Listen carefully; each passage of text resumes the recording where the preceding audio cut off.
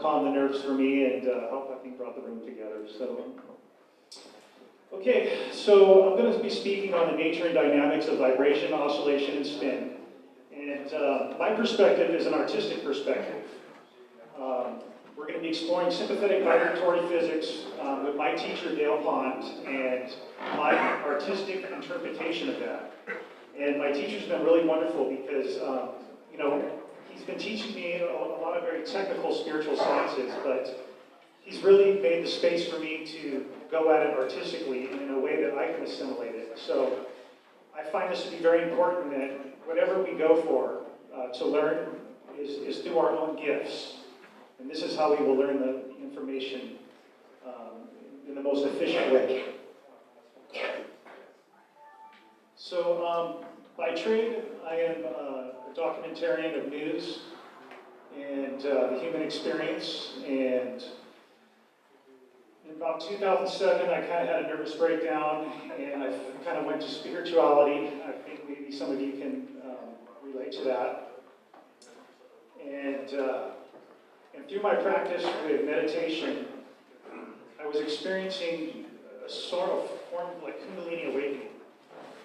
And I'd see visions, and after practice, I'd be able to like beat energy off of people, and you know, nothing too crazy, but just real natural. Like it just seemed real natural to me. It didn't seem like anything too new agey. It just seemed really natural. So I wanted to know what I was experiencing. So, you know, researching the web, I ran into the art and the science of cymatics. And I know Michael Tellinger had given a presentation the other day, and he really gave a nice spread of what cymatics is. So hopefully you guys caught a little bit of that and you're up to speed. So let's see here if we can move through this presentation.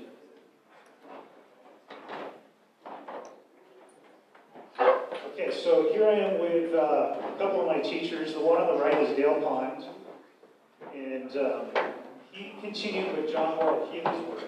He's devoted 30 years of his life to studying John Worrell Keely's work, and here he is standing in front of his model of John Worrell Keely's etheric motor device. And this device is tuned in a specific way to be able to receive celestial radiation, and it's able to balance with terrestrial radiation. And he was able to basically disassociate water, release hydrogen from water into the sphere, and create motion. And so it's a form of an etheric motor. But we won't go too much into that. That's just kind of a quick little idea. You guys can, I'll give you some information. You guys can research more into that.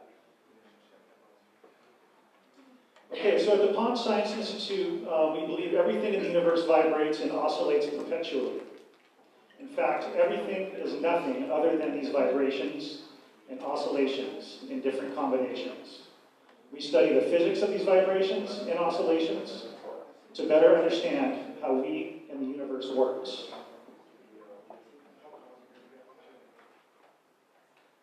So just to catch you up again on cymatics, it's the study of visible sound and vibration. It's a subset of modal phenomena. Typically, the surface of a plate, diaphragm, or membrane is vibrated, and regions of maximum and minimum displacement are made visible in a thin coating of particles, paste, or liquids. Now, in my research, I'm very, very connected to water. For some reason, water has been my working medium for quite some time. And so naturally, I went right for the water medium. So I built a series of imaging devices, and over time, I refined a way to capture vibration in its most organized, purest form. As you can see here, I have a frequency generator, amplifier, and here's a ring light, LEDs, perspective lighting. There's me wiring up the LED lightings. I had to teach myself this, it wasn't very easy. And then there's a speaker box here, and the sound is basically projected into water, and I catch the vibrating water and the refraction of the light on the water. And so I'm going to take you through a series of images, 6 of them in total, all which were caught within about a time window of 3 seconds, and they're in sequential order. So here's the first image of the 6. And as you can see, it looks much like a nautilus shell, almost like a spiraling galaxy. And from what I understood when I first went at this, because, this was earlier in my understanding of vibratory physics. So what I understood is that we're vibrating a vessel of water, and the water starts to collapse in on itself, and it expands and it collapses in on itself.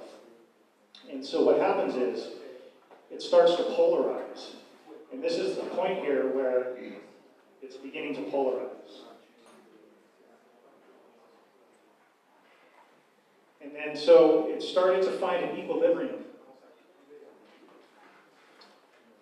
And as you can see, it looks much like the yin yang, and when I saw that, and I've been practicing qigong for quite some time, and I was like, oh, the yin yang, I found it, and it was right there in my face. And so I felt like, wow, like all that meditation and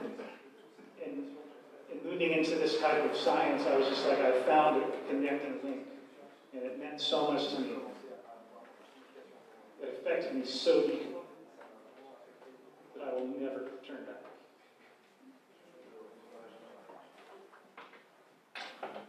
And as you can see, that polarity starts to split into 2. And from 2 comes 3. And from 3 is a full expression of sound through water. It's hexagonal in nature, and as I understand it, it's like an amplification, in a sense, of the structure of water molecules. Now, this last image here, I kept the shutter speed open a little bit longer. So what I did, I was able to capture more vibrations within that time period of the image being taken. And so it still is 6-fold in symmetry. But you can see as the image danced around, it kind of went through this interchange process of its expansion and contraction. It started to express what I thought I was seeing was the 5 plutonic solids here in the center of the image. So I thought to myself, man, I could see so many symmetries and so much geometry in this. I have to learn how to be able to understand it deeper. So I taught myself sacred geometry to be able to better understand this vibratory imaging. I got some really classic books, teaches you from 1 to 12, the correct way to do sacred geometry.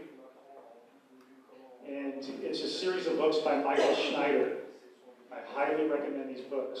And he teaches you like you're in grade school, like a little kid. He takes you from 1 to 12, and you build models, and it's very easy. Even a child can do it.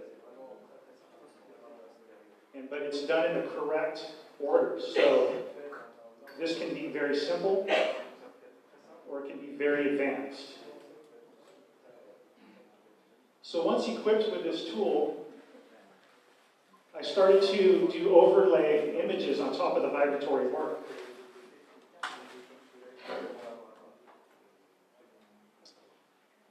And my first extrapolation, to me, was representative of a simple molecule, a 3-atom molecule representing, for example, water.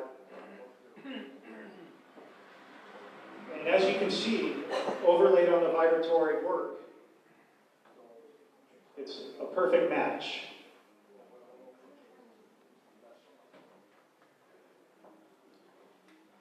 And in these workbooks, they also teach you how to build a cosmological circle.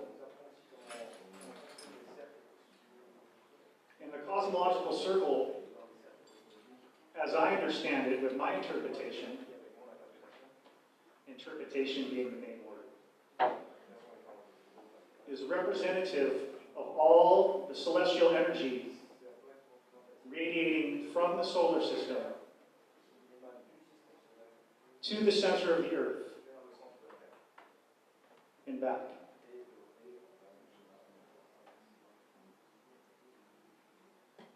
Once again, it was a perfect match to me. And you can see how the terrestrial and the celestial come together and match with this vibratory image. And what I was starting to understand, that maybe this vibration was representative of ether, or a quantum level state of energy that exists within the universe.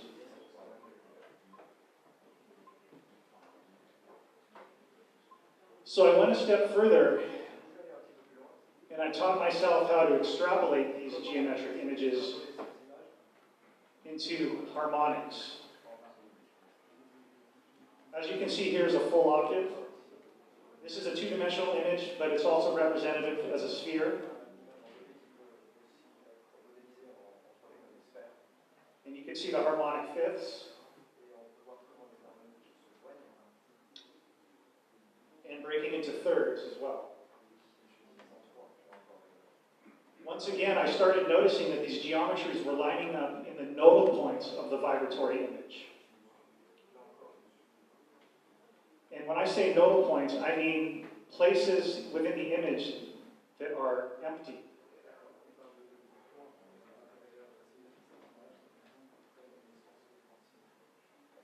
So starting to been researching Healy's work, whom my teacher has been researching for many years,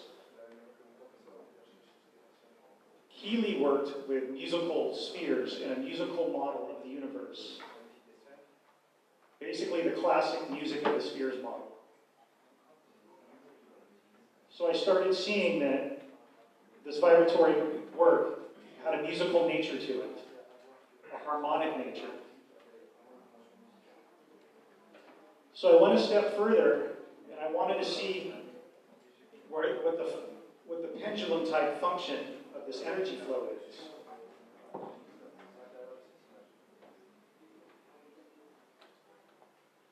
And from there, when I was imaging these photos, I noticed that as this interchanging expansion and contraction was occurring, the images would slightly turn, like a dial. So I knew there was some type of spin happening within this expansion and contraction function. So I went ahead and I extrapolated the vibratory work as a continuous spinning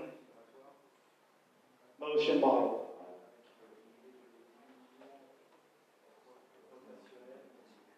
And please forgive my terminology, I'm doing my best. I will be showing you videos from my teacher very shortly that has very concise terminology that takes vibratory physics and matches it with conventional physics terminology. So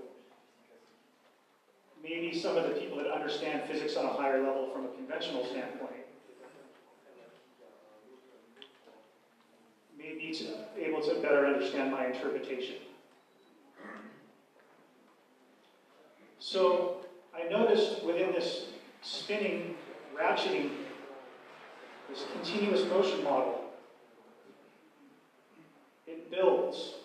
So I basically went around one time and I came up with 360 degrees. We all know that.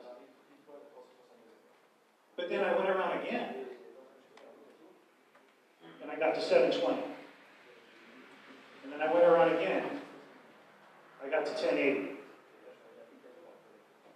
And I had been researching that factoring in mathematics is a comprehensive way to understand the reverse side of how we understand the way mathematics works. Once again, interpretive. And so, as you can see, within the factoring process, 6 plus 3 is 9. 7 plus 2 is 9. 8 plus 1 is 9. Same thing over here. 3, 9, 10, 11, 12. 2 plus 1 is 3, etc. So I started to notice that there was this anomaly where 3, 6, and 9 were lining up with the vibratory work at the points of the geometry. And so I started seeing two qualities of information occurring. The 3, 6, 9, the 1, the 2, and the 4 and the 5. And perhaps 3 qualities. And then I went a step further and I started learning a little more about pyramids. And so I overlaid the heptagon on top of the vibratory extrapolations, the geometric extrapolations. And lo and behold, I found myself a pyramid. I thought that was pretty cool.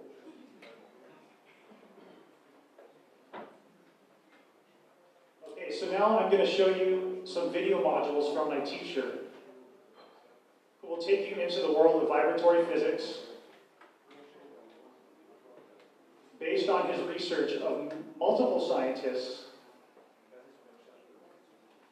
multiple occult etheric scientists from the late 1800s.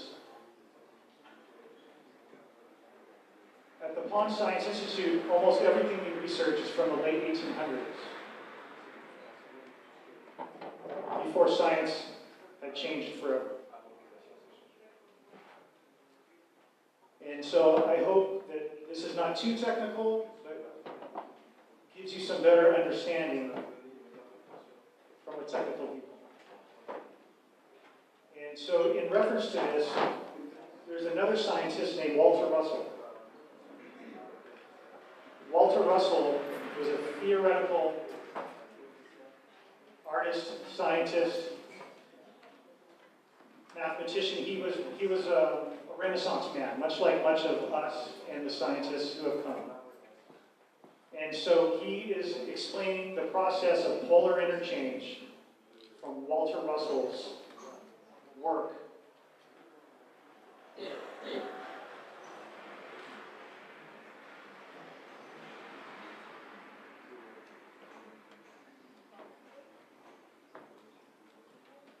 This document that I've been working on originated as a Walter Russell paper about his optic dynamo generator. It's a fascinating device. His intent was to collect and concentrate force in such a way that this thing would pretty much drive itself. So my effort was to take his original paper, which I found brilliant, absolutely brilliant, and annotate it according to what I understood Russell meant and some of the things that Keeley did. And as I did that, it was very clear that Keeley's laws of vibration physics exactly addressed what Russell was writing about. So while Russell hit all the high points on what his dynamo generator was doing and how it did it. He didn't really explain it. But using Keely's laws, we get a very dynamical insight into what's actually taking place. So this paper is basically in 3 parts. There's the intro, which pretty much explains what I just said. Then there's a short piece about the optic dynamo generator. But the vast bulk of the paper explains the principles by which this optic dynamo generator functions. And we don't really need to go into those principles in this video. We can leave those for another video where we talk about the explicit principles and laws that govern what Russell called rhythmic balanced interchange, which drives pretty much every rotary system in the universe, whether it's a galaxy or a sun or a planet going around a sun, or the orbits of atoms and molecules. The principles are all the same. So we'll get into those at a later date. But just to touch upon it a little bit, the idea is to accumulate force to a point and then differentiate that force into a kinetic energy. The first part is done through sympathy or sympathetic vibration, commonly referred to as quantum entanglement, where these particles are harmonized and they start to self-organize into smaller and smaller, more energetic volumes. And when these reach a certain point, which I call the critical tension point, Russell called it the 4++ point, the energy builds up through resonance to such a point that spontaneous harmonics are formed. These create a discord, and the discord between particles drives them apart. So it's the same process as cavitation, only in a more organized and better understood format. So this is a series of modules. Being a producer, editor of news and documentary, part of my research has been documenting Dale's work and my work. And so we're starting to get into this model of expansion and contraction here, much like I noticed with the vibratory work of cymatics. So let's continue on with part 2, because we wouldn't want to leave you hanging.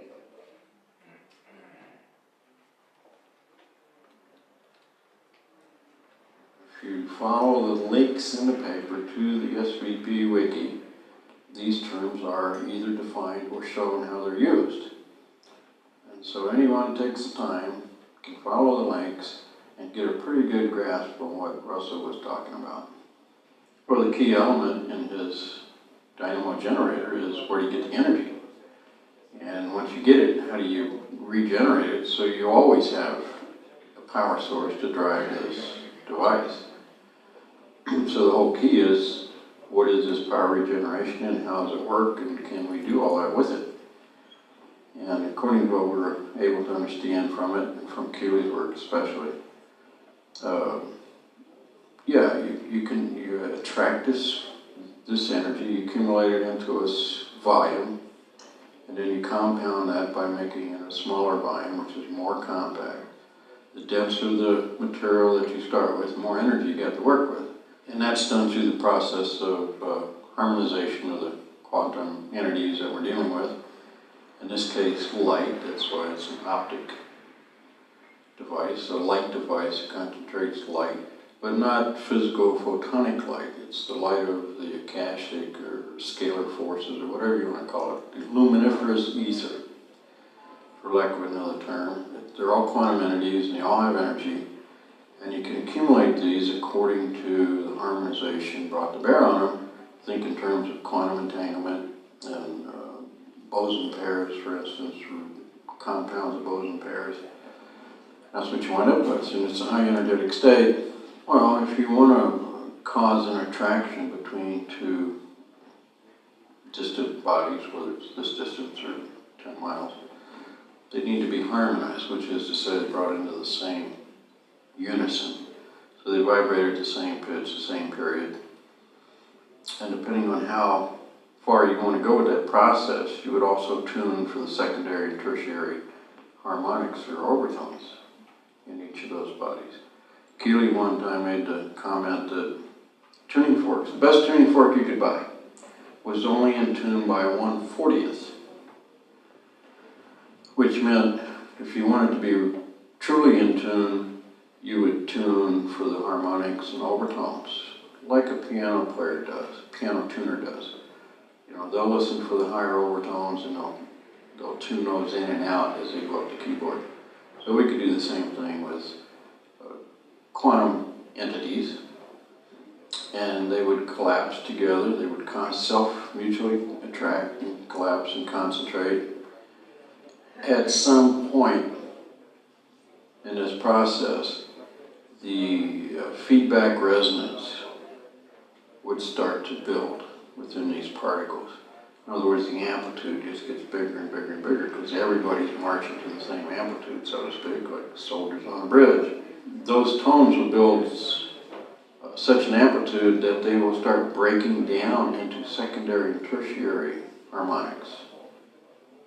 And those secondary and tertiary harmonics creates the discord, which is the beginning of the transformation of that which you brought together. And as that progresses, the progression of these discords, then the process becomes one of dispersion. Lots of pressure being released, lots of expansion going on, until the amplitudes drop off again, go back to zero over a period of time, or you're back to the zero inertial plane, as Russell called it. And the regeneration process is when that concentrated energy is caused to disperse. So we concentrate it, then disperse it. And then we concentrate it again. So there's your regeneration. So it's a cycle. Rhythmic, balanced interchange. And an analogy. Let me give you an analogy. Modern science is based on using heat as an energy source. So we'll take a chunk of wood, for instance, and we'll burn it. And burning actually means disassociating the molecular material, the wood, into atomic and plasma material, which is what flame is. Of course, you got the heat and the light coming out of it too. So first the tree had to concentrate the elements from the earth and the elements from the air, light, water, etc., gases, and it brought it into a compact form, which is wood. And depending on the tree, you know, pine trees don't have much energy in it because it's not a very dense wood. But an oak tree is very dense, it has a lot more heat than pine wood does. So we have options and flexibility as to how we want to concentrate those similar elements into a chunk of wood, so to speak, an artificial construct. And then we release it by disassociating those molecular structures, just like you're burning a chunk of wood. The document, part 2, goes into a lot of the process of how to do that, but the general description of that process is in this paper. Okay, so hopefully that gives you an idea how the polar interchange process works throughout the universe. So, you know, back to the cymatics work and the vibratory imaging.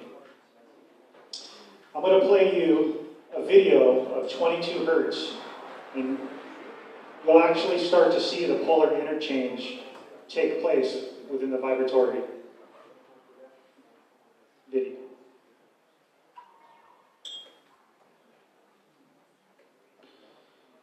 So, I don't know how good your eyes are, but if you can see, at a very high rate of speed, it's expanding and contracting, expanding and contracting.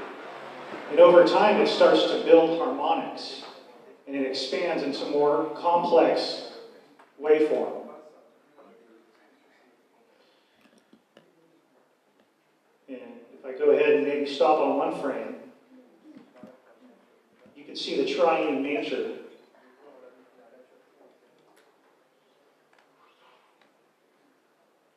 of the image. 3 forces: expansion, contraction, and neutral.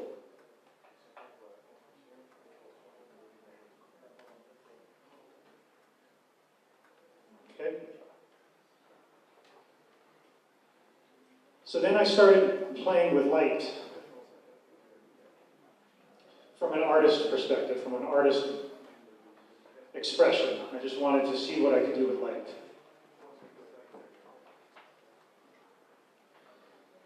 So I started trying to match this light up with my geometric images and perhaps set them in orientation to certain directions. A lot of this work for me was spiritual, so every time that I did an experiment like this, I put my intention into it.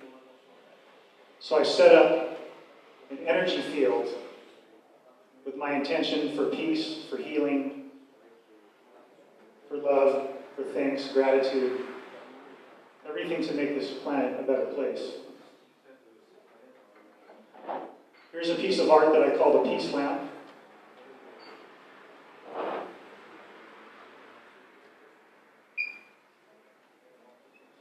And would you guys rather learn about vibrations creating harmonics, or do you want to learn about ether? Because I only have 2 minutes. Samir? Okay, so we're going to learn about vibrations creating harmonics. This is the last 2 modules. An interesting and a very important aspect of vibration work is the fact that vibrations create harmonics. So any sound, for instance, a guitar string, if you strike a guitar string, it will sound its fundamental pitch, and it will also sound harmonics and partials. These are important. People don't take these partials into consideration. But when you're doing a very carefully and very precisely set up experiment using vibration, those ignored harmonics and partials can totally mess up what you're trying to do because they influence vibratorily or whatever it is you're doing. And it might be a very minor influence.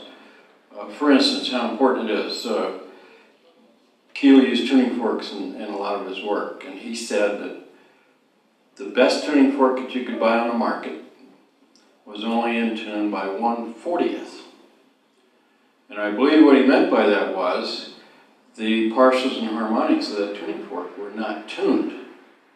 They just went for the bass tone, like 256 or whatever it was, and they ignored all of the harmonics and partials. Now, a very good piano tuner will take into account those partials and harmonics. Because if he doesn't, the instrument as a whole it's not going to sound the way you really want it to sound. So those who understand the fundamental tone of the string and that they have these harmonics and partials, they are important to take into consideration to the degree that you figure they're going to play into your experimental work. In piano tuning, it's like the second, third harmonic that the guy takes into consideration. In Keeley's work, he looked at all 40 of them, and there's probably a whole lot more, there are a whole lot more. But 40 was enough for him for what he was doing. And the way these partials and harmonics work is any tone that you sound, let's say 2 cycles per second, which is a real low pitch, they will naturally break into their strongest harmonics, which are power of 2, so 2, 4, 8, 16, etc. And it'll go on up until the sound power diminishes. Just because you can't hear the sound doesn't mean it's not there. What happens also is additive and subtractive synthesis. These frequencies will add to each other and they will subtract from each other. And it's from this naturally occurring overtone series that we derive our music scale. And it derives it through this additive and subtractive process. So if we sound 2 and 4, they will add together and create 6, and it will automatically divide, so you wind up with 3. So if this were C and this was C1, then this would be G in the middle. And likewise, 3 plus 5, you get 8. 3 plus 4, you get 7. And they start filling in these notes. I don't have that chart here to present to you, it's on my wiki, where it shows how these numbers break out. One note will fill an entire chart of a music scale.